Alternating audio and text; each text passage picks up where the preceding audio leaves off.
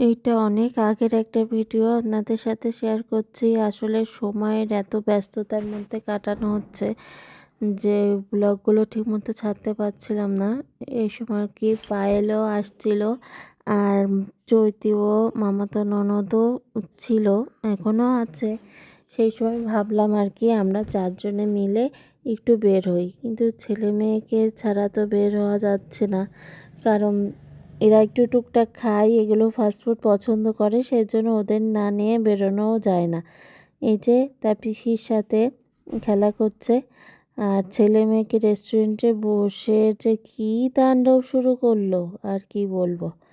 এই যে এমনি চেয়ারের টেবিলের পরে উঠে পড়েছে, আর একজন ওই দিকে চলে যাচ্ছে, ফ্যান ছাড়া ফ্যানের দিকে চলে যাচ্ছে, মানে শান্তির থেকে অশান্ত করে দিয়েছে সব কিছু।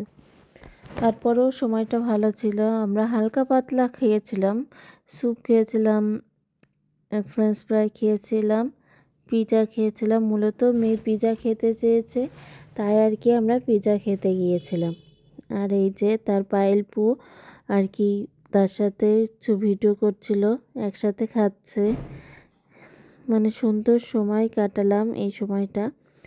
আর এই যে চিকেন ফ্রাই খেয়েছিলাম, ছেলে মেয়েগুলো ফ্রেঞ্চ ফ্রাই খেয়েছিল, আর মেয়োনিজটাই খেয়েই আর কি এত বেশি আনন্দ পায়। কিন্তু এত মেয়োনিজ খেলে তো শরীরের জন্য ভালো না, কিন্তু উনি খাবে, দেওয়া উচিত না বাচ্চাদের। এই যে আমাদের পিৎজা, আমাদের এইখানের এই রেস্টুরেন্টের পিৎজাটা খুব ভালো লাগে খেতে।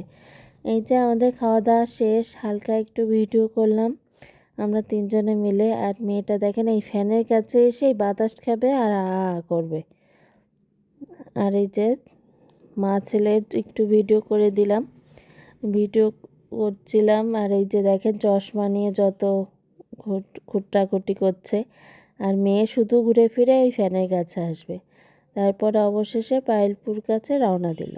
ভালো থাকবেন, সুস্থ থাকবেন, তিন লাইফস্টাইলের সাথেই থাকবেন। ধন্যবাদ।